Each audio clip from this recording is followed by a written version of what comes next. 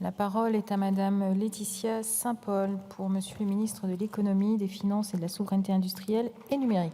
Vous avez la parole. Je salue Madame la ministre Olivia Grégoire. Merci Madame la Présidente. Mesdames les ministres, alertés par la société Bioénergie Vier et les élus de Lys-Soleillan, je souhaite attirer votre attention sur les inquiétudes et les difficultés rencontrées par des associations et fédérations du monde agricole, du secteur de l'énergie et des collectivités territoriales sur la situation critique que connaît actuellement la filière méthanisation en cogénération, qui produit conjointement de l'électricité et de la chaleur. J'associe à ma question de nombreux collègues, notamment Huguette Thiégnat, députée de Lot, présente aujourd'hui. Dans un contexte inflationniste qui entraîne une évolution très importante des coûts de production, l'équilibre économique des méthaniseurs en cogénération devient de plus en plus critique et met en péril toute une filière.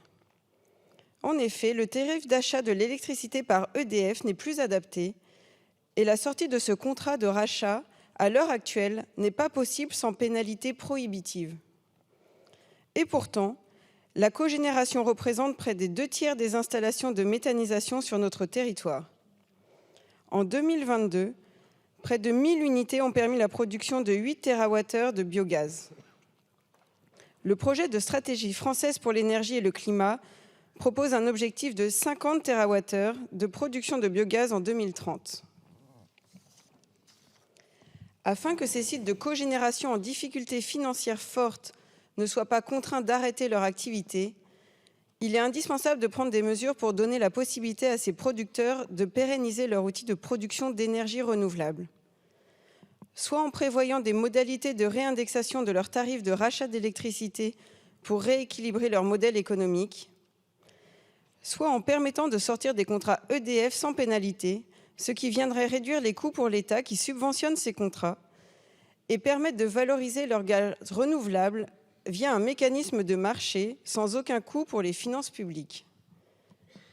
Madame la ministre, quelles solutions envisagez-vous pour sécuriser efficacement la production de biogaz et permettre au gouvernement d'atteindre les objectifs de transition énergétique, tout en soutenant assurément nos agriculteurs? Je vous remercie.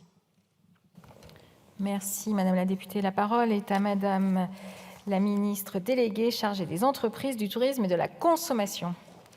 Bonjour Madame la Présidente Rabault, Mesdames, Messieurs les députés, Madame la députée Saint-Paul.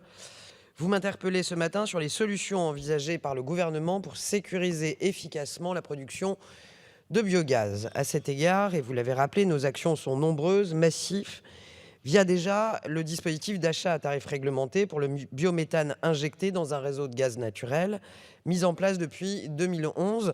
Le tarif d'achat a été révisé à la hausse en 2023.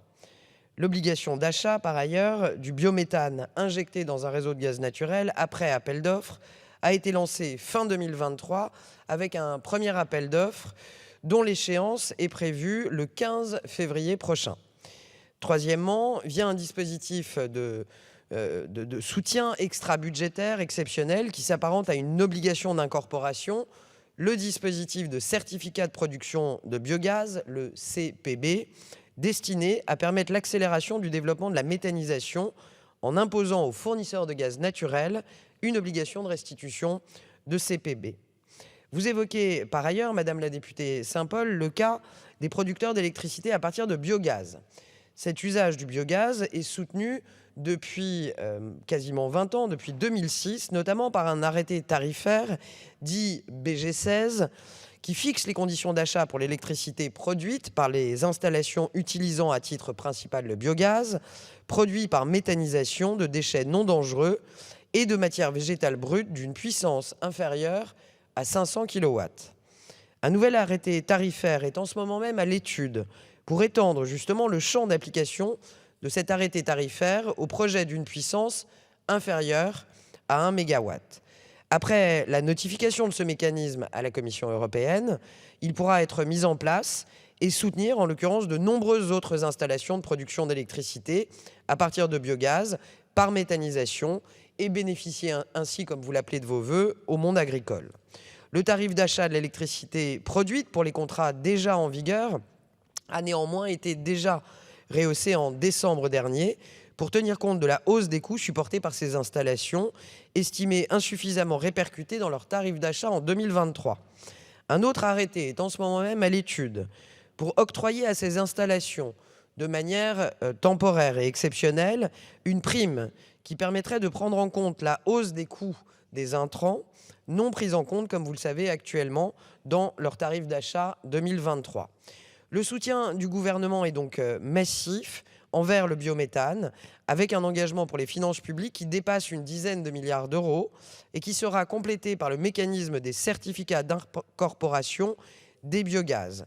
Le ministère de l'économie, des finances, de la souveraineté industrielle et numérique, mais aussi de l'énergie, demeure, Madame la députée Saint-Paul, à votre disposition pour échanger dans les prochaines semaines sur ce sujet important. Je vous remercie. Merci Madame la Ministre. Madame la députée Saint-Paul. Oui, merci beaucoup, Madame la Ministre, pour votre réponse. Un sujet demeure, celui des contrats avec EDF, où il est quasiment impossible de sortir, sachant qu'EDF a peu, voire pas investi pour le développement de ces méthanisateurs sous contrat. Dans tous les cas, je salue l'arrivée de Madame la Ministre Agnès Pannier-Runacher auprès du ministre de l'Agriculture, parce que agriculture et énergie sont intimement liées. Merci Madame la députée.